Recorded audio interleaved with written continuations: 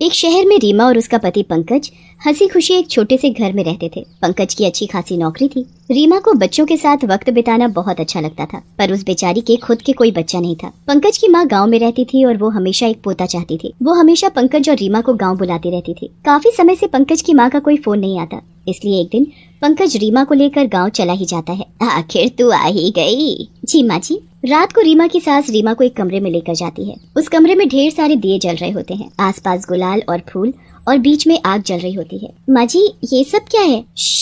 चुप चुपचाप यहाँ बैठ जा, ये सब तेरे भले के लिए ही है। तुझे बच्चा चाहिए ना? हाँ। रीमा वहीं जलती आग के सामने बैठ जाती है। बिमला रीमा के हाथों से एक अजीब सी पूजा करवाती है, जिसके बाद रीमा बेहोश हो जाती है। जब उसे होश आता है तो वो खुद को अपने कमरे में बिस्तर पर लेटा पाती है। कुछ दिन के बाद रीमा की तबीयत खराब होती है और उसे उसकी सास बताती है कि वो माँ बनने वाली है। ये बात सुनकर तो रीमा की खुशी का ठिकाना ही नहीं रहता। मैं तो पहले ही कहती थी कि मेरे पास आ जा, पर तू सुनती कहाँ थी। शाम को पंकज वापस शहर जाने लगता है। अरे पंकज, तुम कहाँ जा रहे हो? मुझे तो जाना ही पड़ेगा ना रीमा, मेरा ऑफिस भी तो है।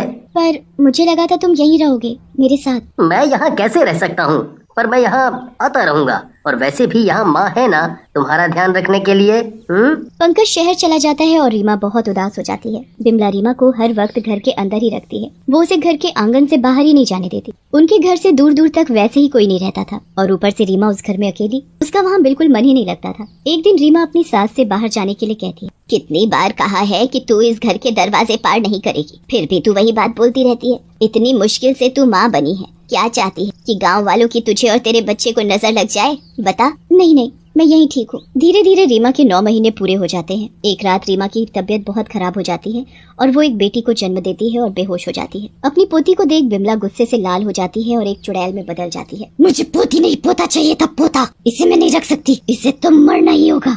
चुड़ैल दादी अपनी पोती को उठाकर ले जाती है और उसे मारकर एक कोठरी में बंद कर देती है। उसके बाद वो वापस रीमा के पास जाती है और अपने पुराने रूप में आ जाती है। उठते ही रीमा अपने बच्चे के बारे में पूछती है। अरे मेरी बहू,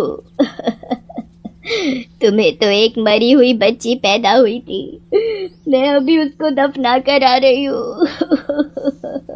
नहीं, ऐसा नहीं हो सकता। इतने साल बाद तो मुझे ये खुशी मिली और मैं उसकी शक्ल भी नहीं देख पाई। ये खबर सुनकर पंकज उसी दिन शहर से गांव आ जाता है और रीमा के पास रहता है। बिमला फिर से रीमा को उसी कमरे में ले जाकर उसके हाथों पूजा करवाती है और कुछ दिन बाद फिर से रीमा माँ बनने की खुशखबरी देती है। पर इस बार भी रीमा एक बेटी को जन्म देती है। बिमला गुस्से में फिर से चुड़ैल बन जाती है और उस बच्ची को मारकर कोठरी में उसकी लाश फेंक आती है। बार बार यही होता है। हर बार रीमा बेटी को जन्म देती और चुड़ैल दादी अपनी पोती को मारकर उसकी लाश कोठरी में फेंक देती। ऐसा करते करते रीमा 12 लड़कियों को जन्म दे चुकी होती है, जिनको उनकी चुड़ैल दादी मारकर कोठरी में उनकी लाश फेंक देती है। रीमा एक बार फिर से माँ बनने वाली होती है, पर इस बार रीमा इन सब से बहुत परेशान हो चुकी होती है। एक रात रीमा को बच्चों के रोने की आवाज आती है। अरे, ये बच्चों के रोने की आवाज कहाँ से आ रही है? हमारे घर में कोई बच्चे नहीं है, जरा जाकर देखती हूँ। रीमा उठकर जाती है तो उसे उन बच्चों की आवाज उस कोठरी से आती है। रीमा धीरे धीरे कोठरी की तरफ बढ़ती है कि तभी बच्चों की आवाज आने बहुत धीमी हो जाती है। रीमा कान लगाकर ध्यान से आवाज सुनने की कोशिश करती है। पीछे से रीमा के कंधे पर एक चुड़ैल का हाथ आता है और रीमा जोर से चिल्लाती है। कौन है? कौन है यहाँ?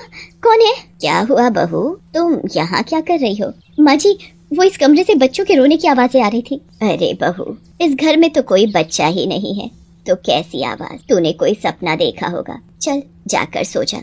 नहीं माँ जी, मैं सच बोल रही हूँ। आवाज सुनकर पंकज भी आ जाता है। रीमा पंकज को यकीन दिलाने की बहुत कोशिश करती है, पर वो भी उसकी बात पर यकीन नहीं करता। सब जाकर वापस सो जाते हैं, पर रीमा नहीं सोती। उसे वही आवाज ध्यान आती रहती है। वो आवाजें कोई झूठ नहीं थी। मैंने 12 बच्चों को जन्म दिया, पर आज तक माँ जी ने मुझे एक की भी शक्ल नहीं दिखाई। बस हर बार एक अजीब सी पूजा करवाती रहती है। आखिर ये सब क्या चक्कर है? मुझे इन सब का पता लगाना ही हो।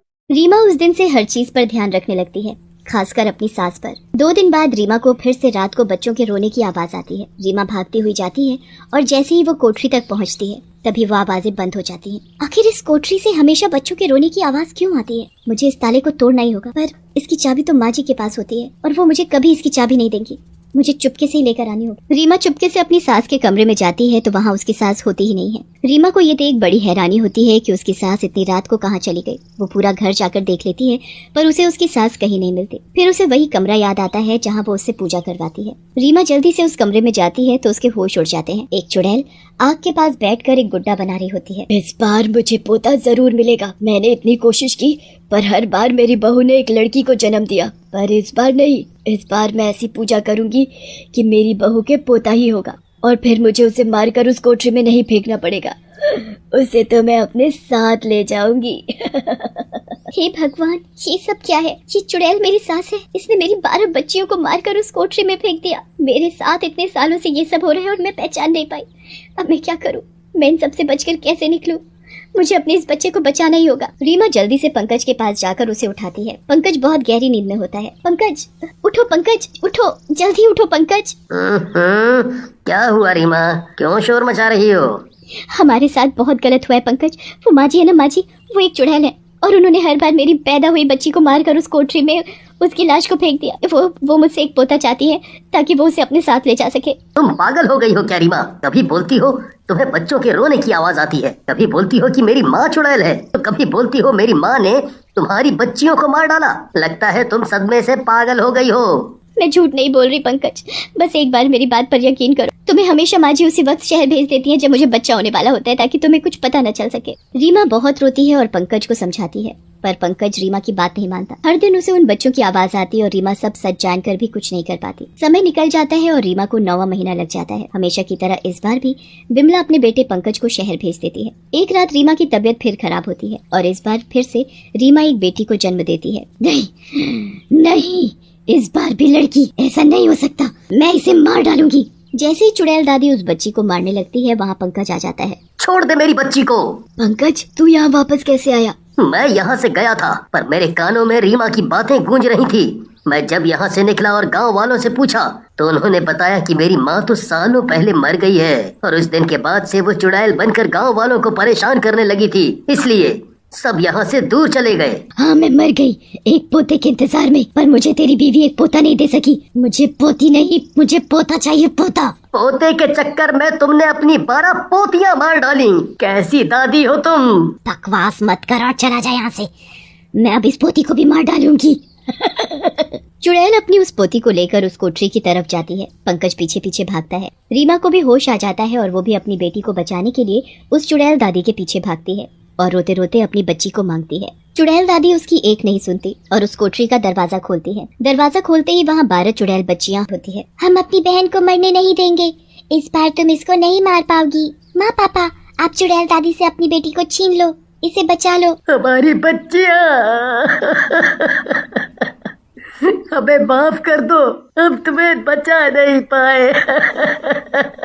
आप तो इस बात से अनजान थे, पर अब हम अपनी बहन को बचाएंगे। सारी चुड़ैल बच्चियां अपनी चुड़ैल दादी से चिपक जाती हैं। इतने में रीमा अपनी बच्ची को अपनी चुड़ैल सास के हाथ से छीन लेती है। सारी चुड़ैल बच्चियां खींचकर अपनी चुड़ैल दादी को उस कोठरी में ले जाती हैं। इस कोठरी के दरवाजे को हमेशा के लिए बंद कर दो पापा। पंकज जल्दी से उस कोठरी के दरवाजे को बंद कर देता है और अपनी बच्ची को लेकर वो हमेशा के लिए वहाँ से शहर